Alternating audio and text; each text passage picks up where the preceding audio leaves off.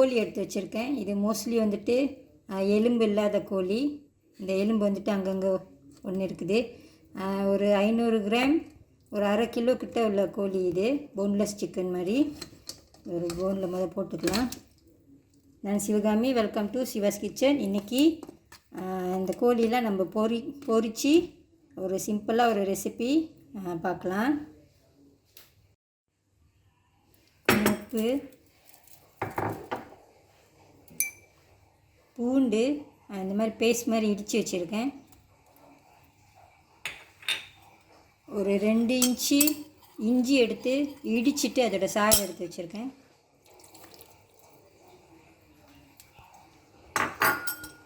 கொஞ்சமாக oyster sauce extra ஃப்ளேவருக்கு optional தான். Oyster sauce போட்டிங்கன்னா உப்பு பார்த்து போட்டுக்கோங்க, ரொம்ப உப்பாயிரும் இல்லைன்னா. இதெல்லாம் நல்லா மிக்ஸ் பண்ணிவிட்டு கொஞ்சம் நேரம் ஊற வச்சுக்கலாம். அப்புறமா இதை பொரிக்கணும். பொரிக்கிறப்ப கொஞ்சம் மாவுலாம் சேர்த்து இதை பொரிச்சிக்கலாம்.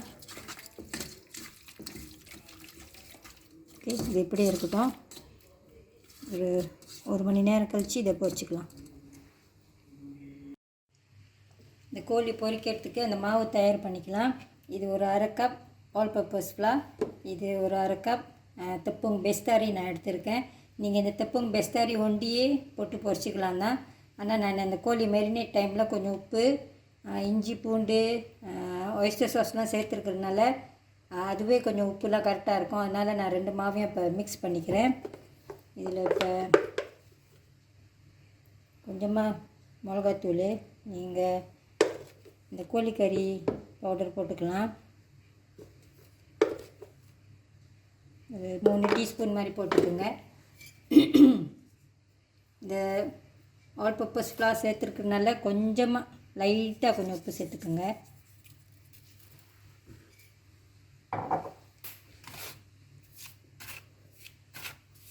மிக்ஸ் பண்ணிடுங்க.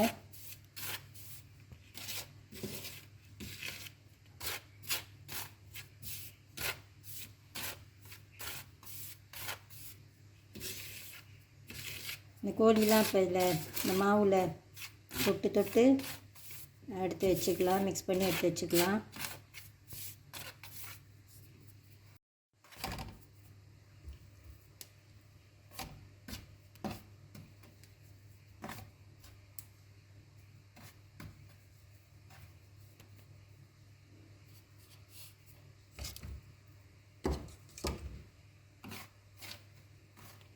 எல்லாத்தையும் கோட் பண்ணி எடுத்து வச்சுக்கோங்க.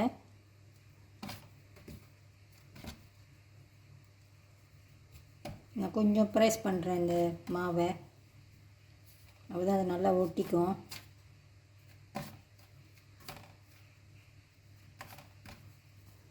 அதே மாதிரி எல்லாத்தையும் செஞ்சு எடுத்து வச்சுக்கலாம். இங்கே ஒரு 2 டீஸ்பூன் மிளகு, அப்புறம் ஒரு டீஸ்பூன் மல்லி வறுத்துட்டு இருக்கேன். இதை வறுத்துட்டு இடிக்கல்லில் போட்டு இடித்து வச்சுக்கலாம்.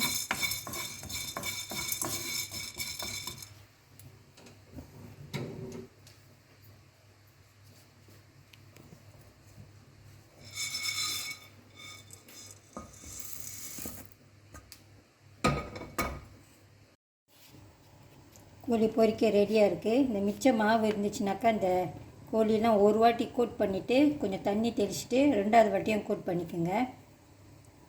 அங்கே எண்ணெய் சூடாயிடுச்சு.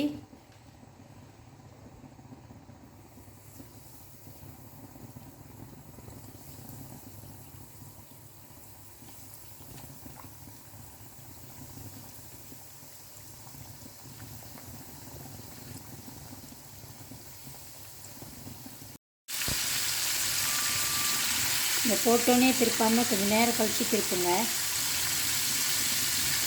போட்டோன்னே திருப்பினீங்கன்னா அந்த மாவுலாம் தனித்தனியாக போயிடும்.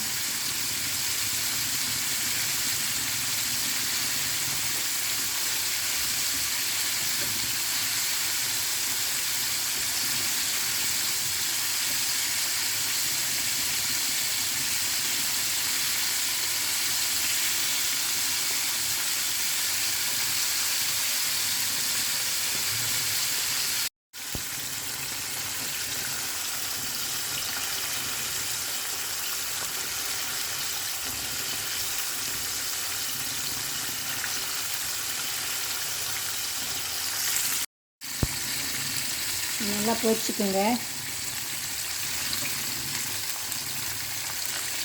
இப்போ எடுத்துடலாம்.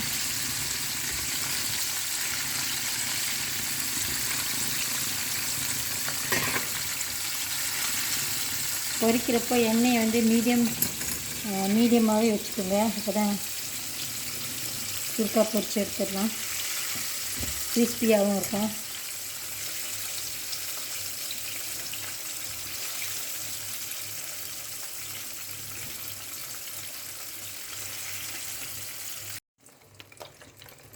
மிச்சம் உள்ளதெல்லாம் பொரிச்சிக்கலாம். நான் சின்னதாக ஒரு சட்டி வச்சுருக்கேன்.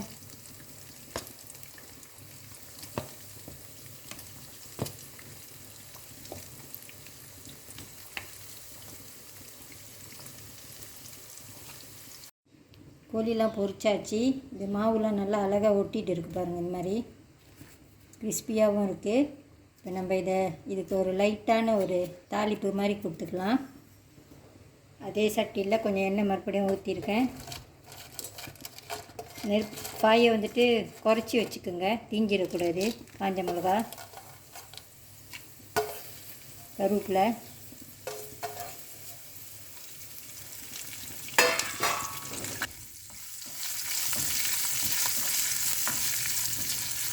இந்த கருவேப்பிலை கிறிஸ்பி ஆகிற வரைக்கும் தாளிச்சிக்கோங்க.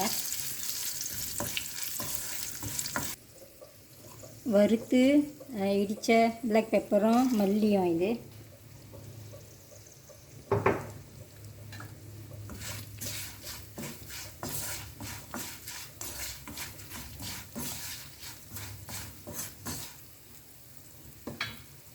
கொஞ்சமாக சில்லி சாஸ்,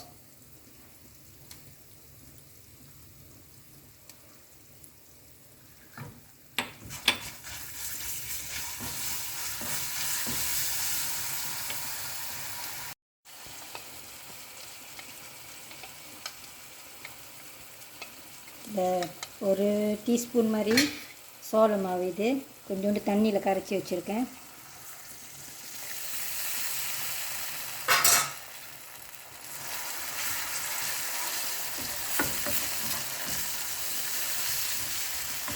இந்த கோழி அப்போ இதில் சேர்த்துக்கலாம்.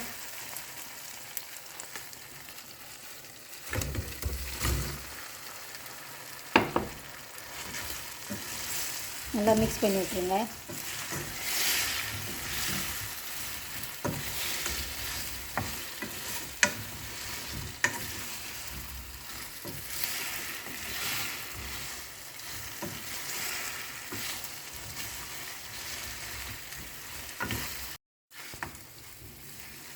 நல்லா மிக்ஸ் பண்ணி விட்டுருங்க. இப்போ இது ரெடி ஆயிடுச்சு. ஐயாம் கோரிங் சிவாஸ் கிச்சன். இது நானும் இதை ஃபஸ்ட் டைம் ட்ரை பண்ணுறேன். இந்த மாதிரி நீங்களும் செஞ்சு பாருங்கள், நல்லாயிருக்கும். அந்த சோள மாவு வந்துட்டு நான் ஏன் சேர்த்துனாக்கா, அப்போ தான் அந்த ஸ்பைசஸ்லாம் அந்த கோழியில் ஒட்டிக்கும். அப்படி இல்லைன்னா அந்த ஸ்பைசஸ்லாம் தனியாக போயிடும், கோழியில் ஒட்டாது.